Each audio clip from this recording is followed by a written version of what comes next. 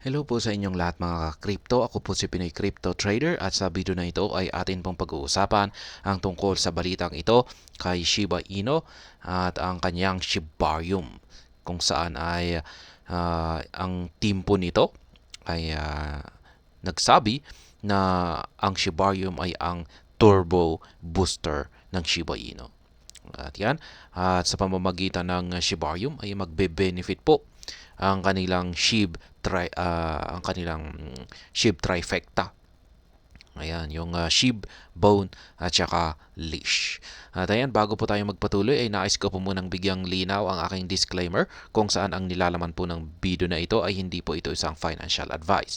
For education and information purposes lamang po ang layunin nito. Nais ko na rin pong magbigay babala na wala pong kahit anumang group chat ang Pinoy Crypto Trader. Ayan po, sabi rito ay team describes Shibarium as Shiba Inu Turbo Booster.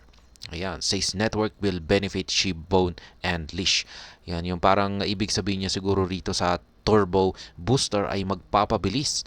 Ayan, sa paglago ng Shiba Inu ecosystem. At syempre kasama na po dyan yung lahat ng mga tokens nito, sina SHIB, Bone, at saka si Leash. Ayan, maganda po yan. Kapag ganyan po talaga, kapag turbo booster talaga ang Shibarium.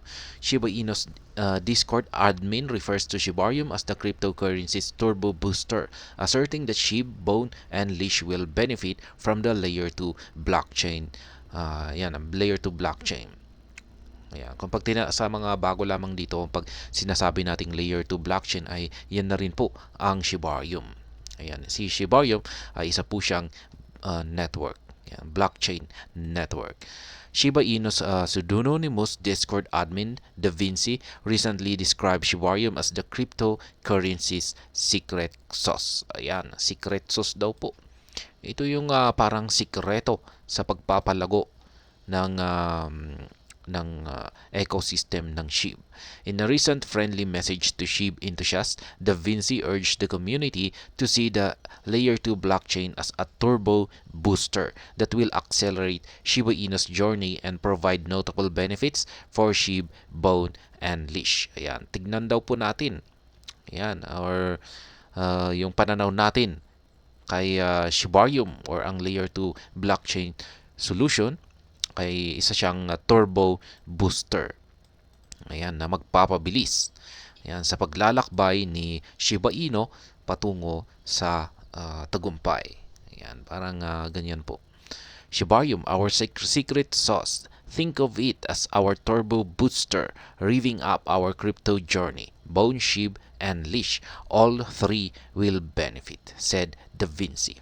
Ayan, kasi yung si Bone at saka si SHIB at saka si Leash ay nasa iisang ecosystem lamang po. Kaya pag nagiging maganda yung kanilang ecosystem ay syempre sila ay nagbe-benefit. Yan, lahat po sila ay nagbe-benefit. Da Vinci calls for patience. The Shiba Inu Discord admin remarked while urging fans of the cryptocurrency to be patient with the current happenings in the market. Ayan, kailangan daw po natin ng isang mahabang pasensya. Yan po ang sabi ni Da Vinci. Yan, siya po yung Discord admin na naglabas sa balitang ito or yung kanyang pahayag na nilalaman ng balitang ito. He noted that it takes time to build as Rome wasn't built in one day. Furthermore, Da Vinci asserted that Shiba Inu has a solid foundation, adding that the team is currently working on the fancy stuff. Ayan, yan nga yung sinabi niya. It takes time daw po para i-build ang ecosystem ng SHIB. At ayan nga, meron siyang ginamit dito. Rome wasn't built in one day. Ayan. Yan po yung sinabi ni, alam naman po siguro natin kung ano ang ibig sabihin yan. At ayan, maliban dyan ay si Shiba Inu ay yan, sinabi niya na merong itong solid foundation. Ayan, matibay po siya o hindi ito basta-basta babagsak. Ayan, so hang tight, stay patient and keep that belief alive. Our journey is just getting started and the best is still ahead of us. Yan yung sinabi ni napakagandang mensahe ni Da Vinci. Yan, kailangan lamang daw po nating magkaroon ng pasensya at patuloy na paniniwala. Ayan, sapagkat yung ating paglalakbay ay nag-uumpisa pa lamang. Siyempre, yung tagumpay ay nasa ahead of us. Ayan, maaabot na rin natin ito. It bears mentioning that a screenshot of Da Vinci's friendly note was shared on the X platform by Shiba Inu's marketing specialist. Ayan, si Lucy na naman. Siya po ang marketing specialist. Siya yung nagpro-promote lahat-lahat ng tungkol dito kay Shiba Inu. Shibarium is live and rocking and rolling. Yan po yung kanyang sinabi. We've had to deal with a bunch of stuff, not just those Twitter trolls. Shadow cuts trying to make you sell your assets for their not so great. Ayan, there are even some professional fathers from other communities spreading. Ayan, yan po yung kanyang sinabi rito. Yan, stay tough, brighter days ahead. Lucy thanks Shiba Inu enthusiasts.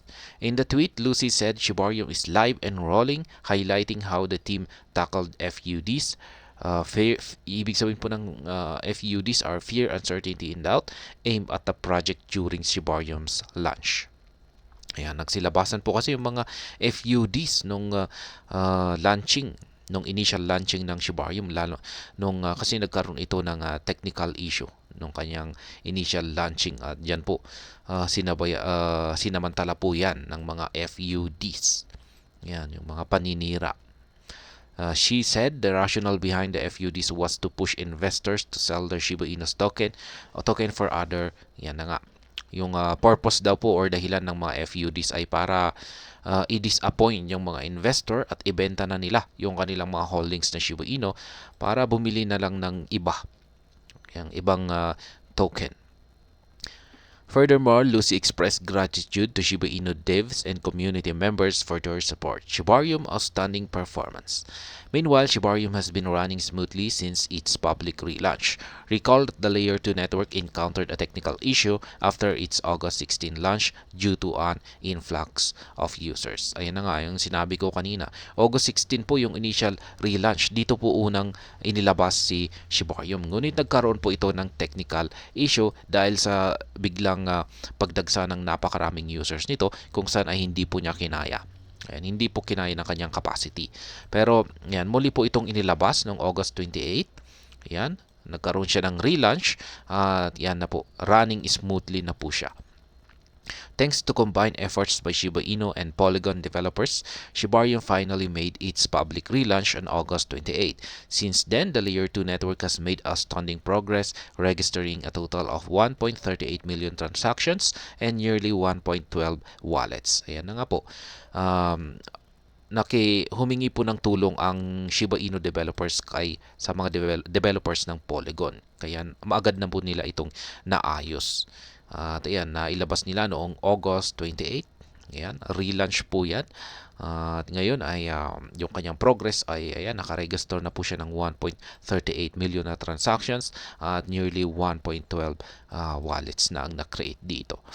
And notably, Shibarium's remarkable performance has not positively impacted SHIB, Bone, and Leash prices. Many expected these tokens' prices to skyrocket tremendously following the mainnet launch of Shibarium. And maraming nag-i-expect na aangat ang market price ni SHIB, Bone, at saka Leash kapag na-i-launch or nailabas ang Shibarium.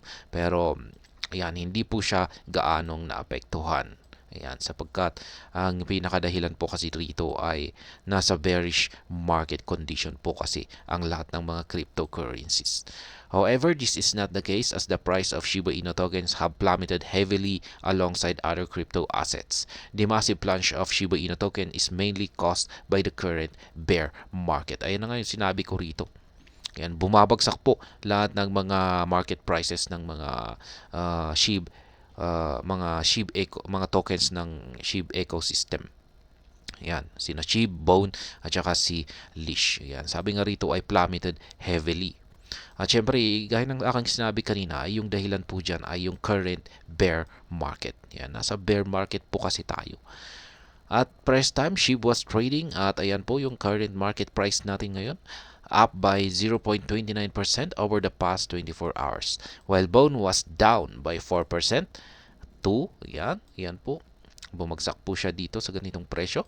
On the other hand, Leash has fallen 1% naman kay Leash. Bumagsak siya ng 1%. At yan po yung kanyang current trading price.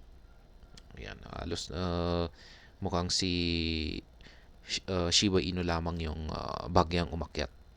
Yan, pero 0.29% lamang po. Ayan, ang masasabi ko naman po rito ay wala namang duda na ang Shibarium ang turbo booster, ang secret sauce. Ayan, sapagkat ito po yung talagang malaking project nila. Yan, at kung pag talagang marami ang susuporta rito kay Shibarium, maraming gagamit rito, ay talagang ito ang siyang magiging susi para lumago ang mga tokens ng SHIB ecosystem na sina SHIB, Bone at saka si Leash. At ayun, hanggang dito na lamang po tayo sa video na ito. Sana po ay inyong nagustuhan ang aking paliwanag dito. Kung inyo po itong nagustuhan ay pakiclick lamang po ang like button nito. Para naman po sa mga bago lamang dito, kayo po ay aking inaanyayahan para mag-subscribe.